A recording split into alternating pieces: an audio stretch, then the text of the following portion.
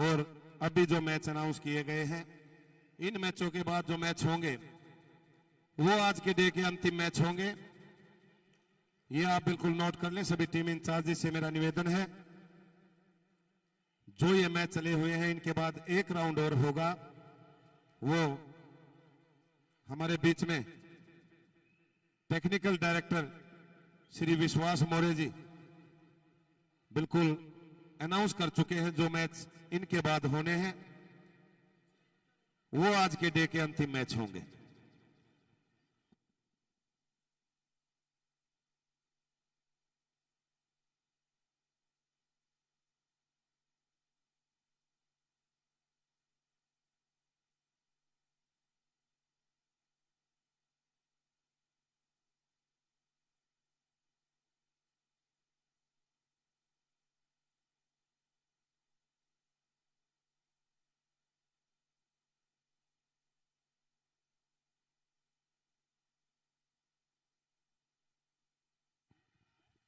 ये जो टेंट वाला भाई है उससे मेरा अनुरोध है, मैं पहले भी बोल चुका हूं, मंच के ऊपर एक फैन जो है वो बड़ी दिक्कत कर रहा है, आप उसको हटा दें एक बार। जिसकी भी ड्यूटी है, जो भी ये कार्य कर रहा है,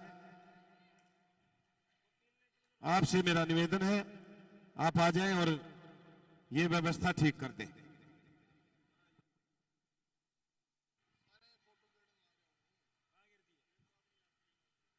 और हम पहले भी बता चुके हैं, जो ये प्रतियोगिता चल रही है इसको लाइव प्रसारण करने का जो काम कर रहे हैं हरियाणा कबड्डी.com, कबड्डी हरियाणा चैनल है, उसके ऊपर बिल्कुल सीधा प्रसारण चल रहा है इस प्रतियोगिता का। और जितनी भी यहां से पिक ली जा रही है उसका ऐप है कबड्डी हरियाणा, वो आप डाउनलोड कर सकते हैं। इसके बाद आप अपनी सभी पिक कलेक्ट कर सकते हैं।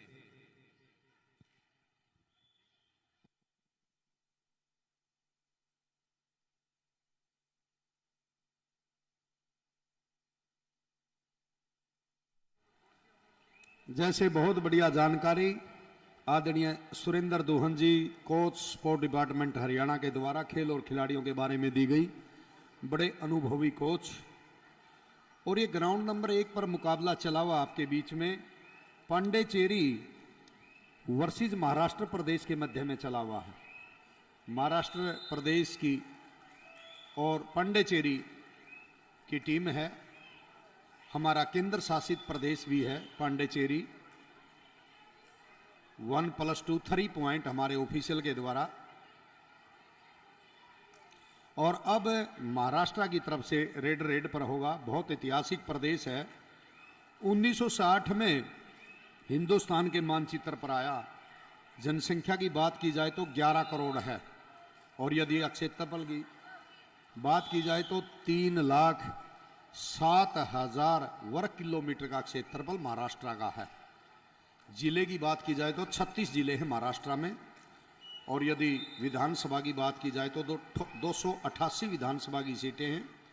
और यदि लोकसभा, राज्यसभा, और एक ऐसा गांव है सनी सतनापुर महाराष्ट्र के अंदर, उस घर में किसी के घर के भी दरवाजे नहीं हैं। ये अपने आप में एक रिकॉर्ड है।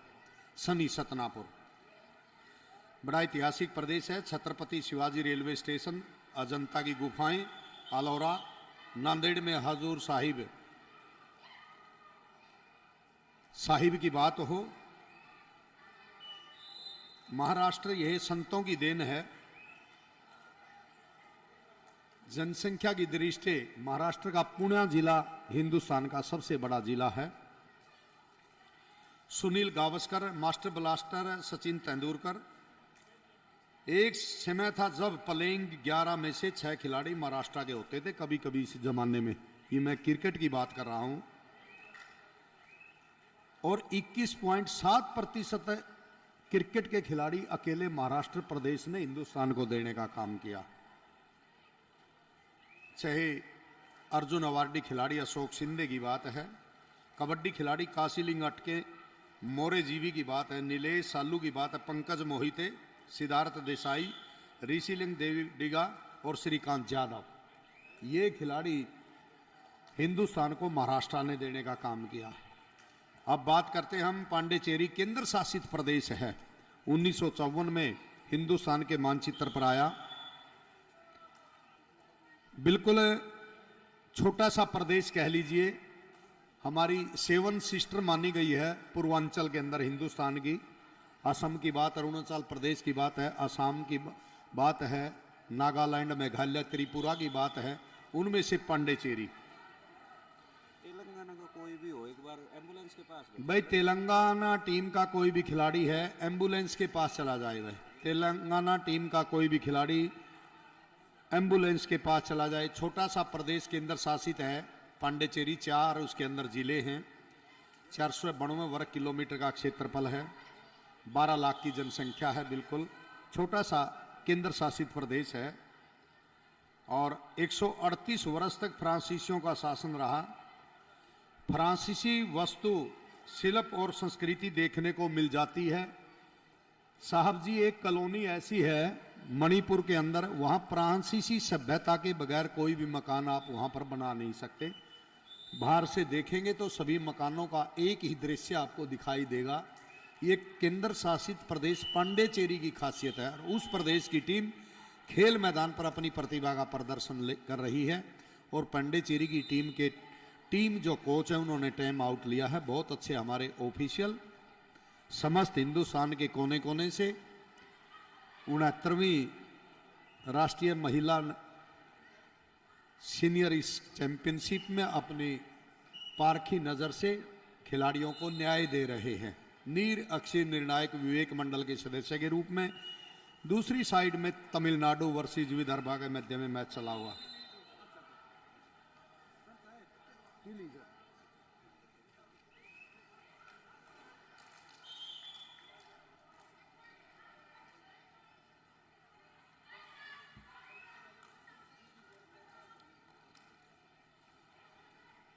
बहुत बढ़िया, ये तमिलनाडु प्रदेश की तरफ से बेटी रेड पर है।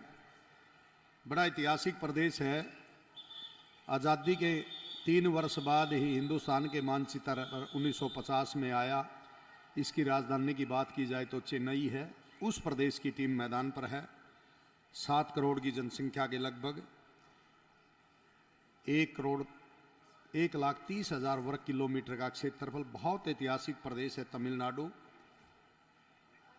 बिल्कुल ब्रिटिश शासनकाल में यह प्रदेश ब्रिटिश प्रेसिडेंसी का भाग रहा था। 1968 में मद्रास का नाम बदलकर तमिलनाडु रखा गया था। राजवंशों की कर्म भूमि रही है। चेर, चोल और पांड्य खिलाड़ी, पैरा के ओलंपियन हमारे थंगावेलु की बात है। शतरंज के खिलाड़ी आनंद की बात है। सिलबट्टम, कबड्डी, सेवल मुर्गा लड़ाई, जलीकट्टू, बैल दौड़, रेकला, सूथर गेम उस प्रदेश के अपने खेल हैं।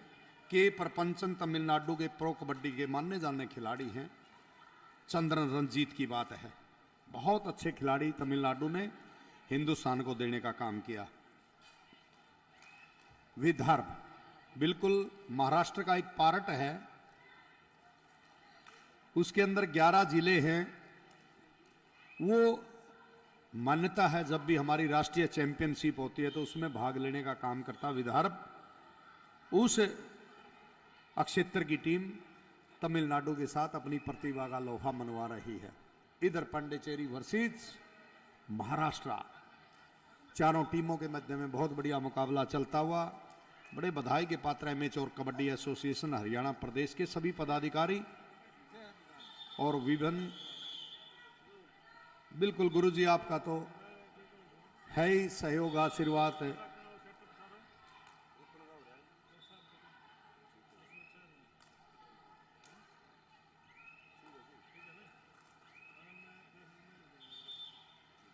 बहुत बढ़िया।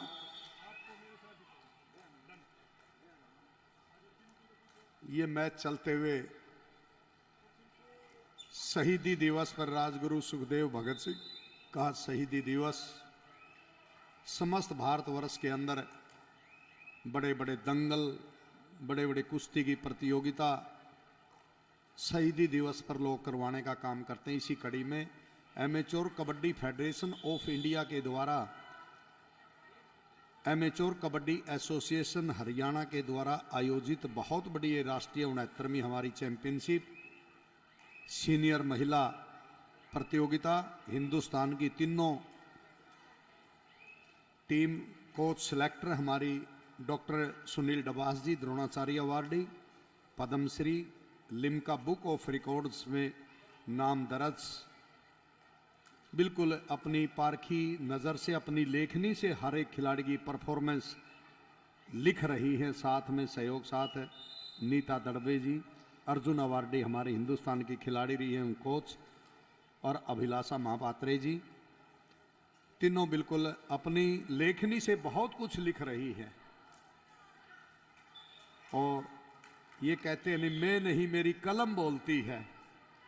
जब भी भारतीय टीम का चयन होगा तो हिंदुस्तान की इन महान कोचेज की बिल्कुल वो जो लेखनी चल रही है उसका बारीकी से अध्ययन किया जाएगा। बिल्कुल मैं खिलाड़ियों से अनुरोध प्रार्थना करूंगा, यहां चैंपियनशिप जीतने के साथ साथ आप दूसरी एक लड़ाई चैंपियनशिप भी जीत सकते हो। अपनी लेखनी में बिल्कुल जो आपकी परफॉर्मेंस होगी उसको नोट कर रही हैं तीनों हिंदुस्तान की हमारी कोचेज।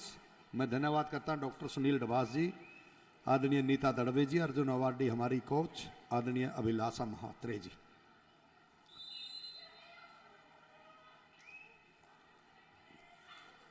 प्रथम दिन के आज बहुत बढ़िया मुकाबले।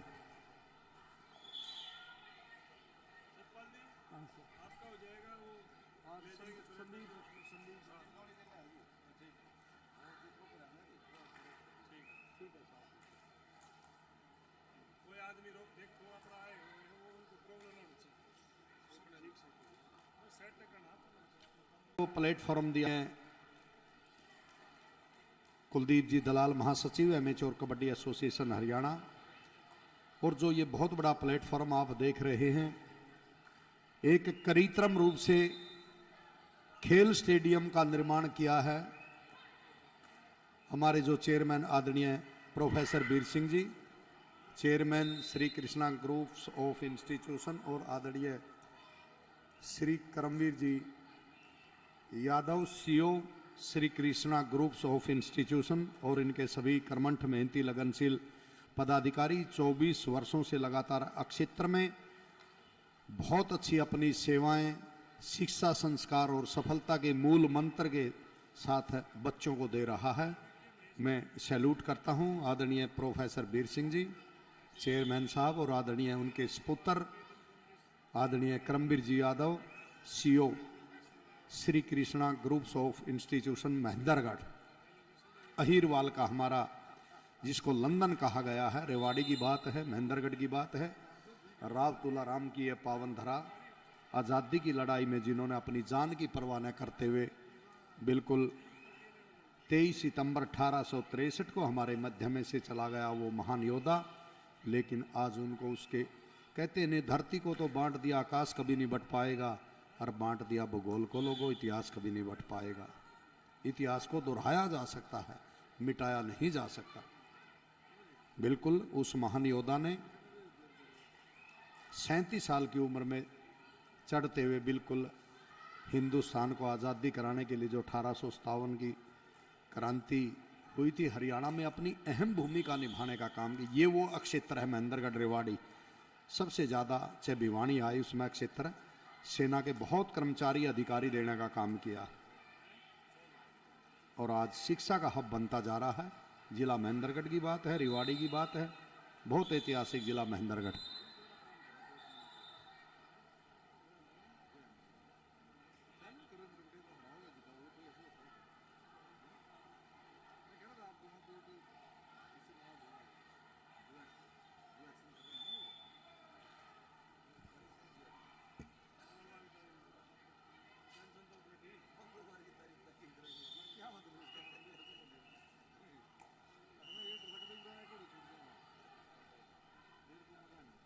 देखिए महाराष्ट्र और पांडिचेरी का जो मुकाबला चला हुआ है, महाराष्ट्र के अंक हैं मध्यांतर के 33 और पांडिचेरी के जो अंक हैं 5, उधर तमिलनाडु के अंक हैं 26 और विदर्भ के अंक हैं 7। पहले हाफ के मुकाबले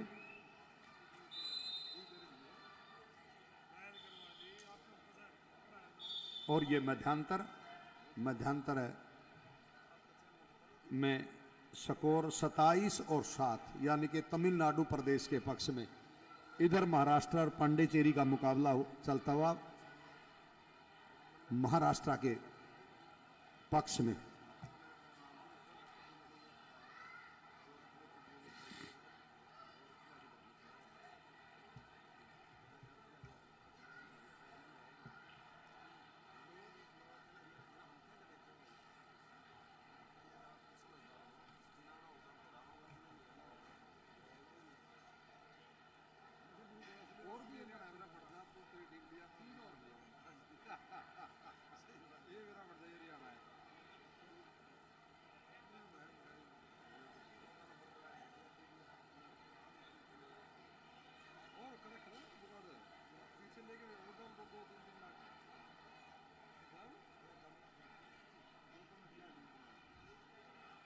फिर मैं पुनः अनुरोध करता हूं, जिन टीमों ने खाना नहीं खाया है वो टीमें खाना खा ले, और जिन टीमों के मैच हैं वो टीमें अपने आप को तैयार करके बिल्कुल मैटों के इर्द गिर्द ही रहेंगे। आज के सेशन के हमारे आज के दिन के शायद जो भी मैच बचे हैं, शायद 3 मैच होंगे पेंडिंग। आदरणीय Vishwas ji Maurya, director technical amateur kabaddi federation of India के द्वारा आदरणीय राणा रणजीत सिंह जी, सहयोगी साथी, बिल्कुल जो भी घोषणा होगी कल के सुबह के मैचों की शुरुआत का विधिवत रूप से शुभारंभ कंट्रोल टेबल से होगा। उनकी वाणी बहुत कुछ बोलती है खेलों के लिए, जो वो कहेंगे वो हमारे लिए कानून बन जाएगा।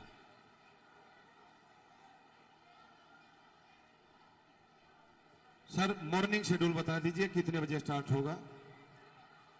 ओके, इसके बाद खाली ना छोड़ ना, इसके बाद एक मैच होगा ना, 3 एक राउंड है, एक मैच रखे हैं खाली, वो कल हो जाएगा। एक राउंड हो।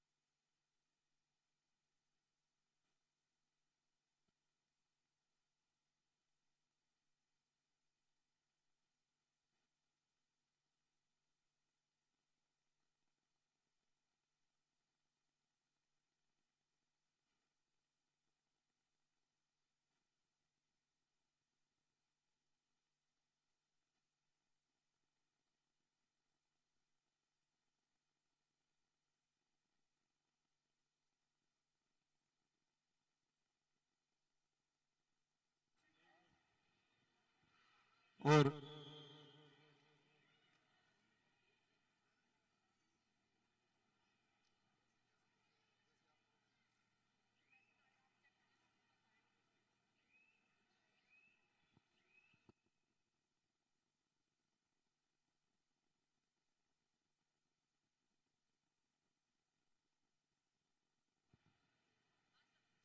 और हमारे बीच में एशियन गेम्स की गोल्ड मेडलिस्ट और राजस्थान पुलिस में डीएसपी के पद पर कार्यरत मैडम शालिनी पाठक हमारे बीच में है। उनको भी सम्मानित करने का काम किया जा रहा है। एक और अब राजस्थान पुलिस की टीम के कोच का कार्यभार भी उनके कंधों पर है, उनको सम्मानित किया जा रहा है। Madam Shalini Pathak, DSP Rajasthan police, Asian games की गोल्ड मेडलिस्ट।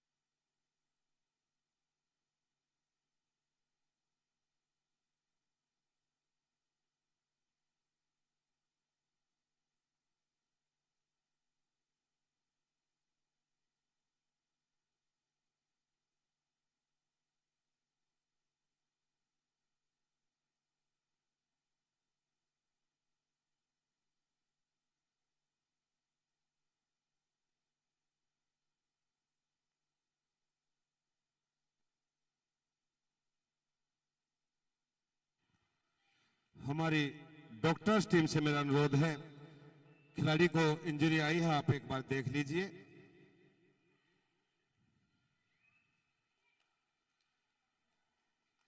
मैदान नंबर 1 पर हमारी एक प्लेयर को थोड़ी इंजरी आई है, आप एक बार देख लीजिए। डॉक्टर्स टीम से मेरा अनुरोध है।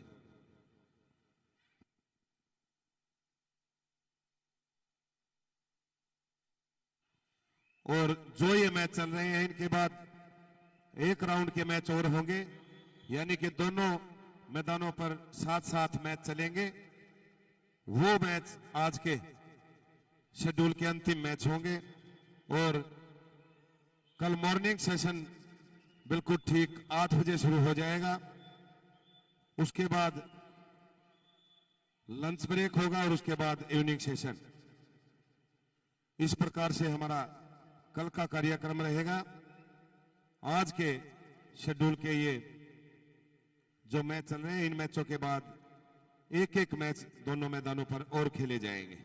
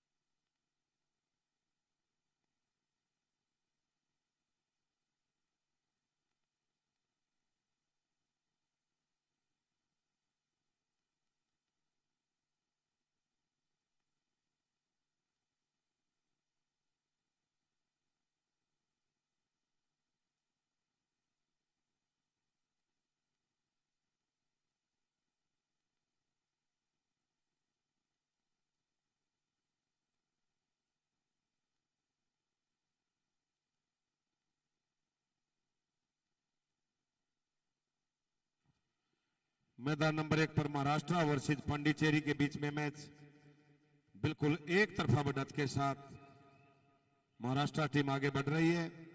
43 और 8, 43-8 इन फेवर ऑफ महाराष्ट्र। बिल्कुल वन साइडेड मैच है। और मैदान नंबर 2 पर तमिलनाडु वर्सेज विदर्भा, ये मैच भी तमिलनाडु की टीम अच्छी पकड़ बनाए हुए है। 36 और 13, 36-13 in favour of Tamil Nadu.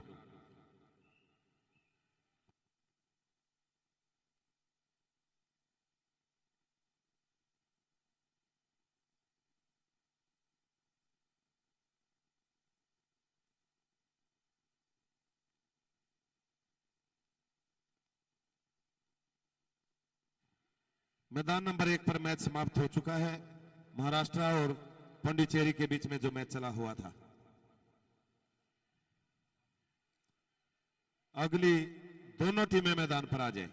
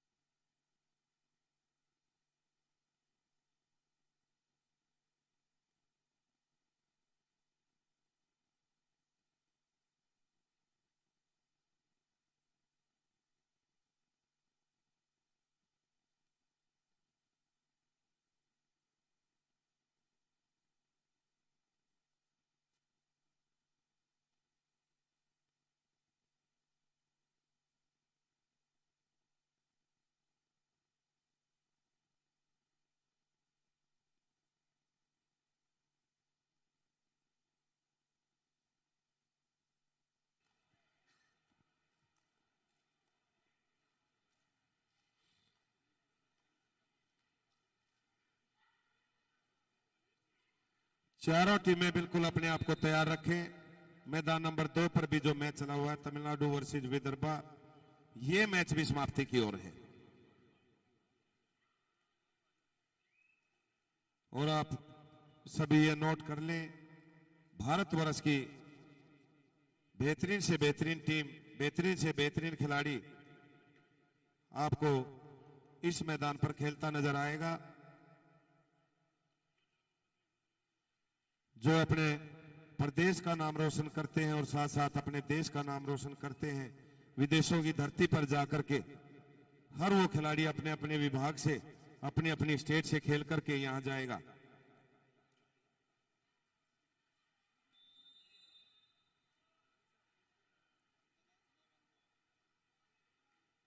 Senior वर्ग की ये जो राष्ट्रीय प्रतियोगिता है, इसकी बहुत बड़ी अहमियत है खिलाड़ी के लिए। एक सपना होता है खिलाड़ी का सीनियर नेशनल खेलने का, उसमें पदक पाने का। एक बहुत बड़ा सपना, एक बहुत बड़ी उपलब्धि मानी जाती है किसी भी खिलाड़ी के लिए।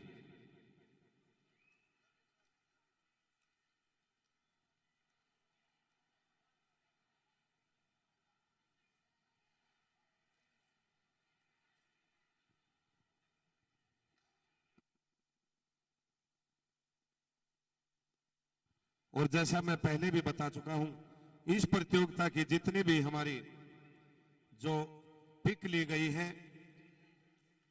ऐप को आप डाउनलोड कर सकते हैं प्ले स्टोर पर जाकर के।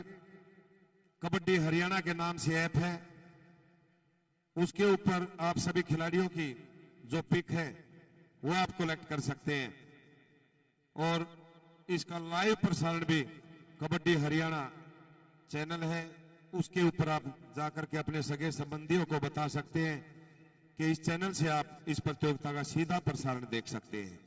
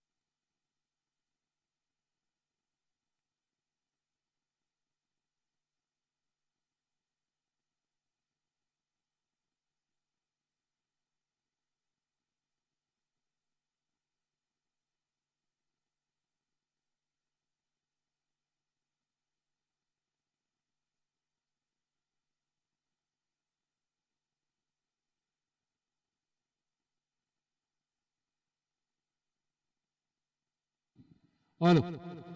Last and final call. Karnataka versus Uttaranchal. I request the manager to kindly send immediately on court number 2.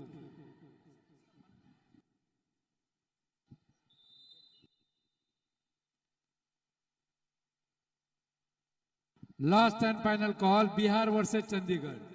I request the manager to kindly send immediately on court number 1. Last and final call, Karnataka versus Uttaranchal. Referee Sanjeev Kumar, umpire Damodar, M. Kannan, scorer Rachna Yadav, assistant scorer Balkar Singh, E. Dhanalakshmi, third rate Jyoti, timer Abdul Naqvi. I request all officials take the charge on court number 2. The court number 1, Bihar versus Chandigarh. Referee Gulbar Khan, umpire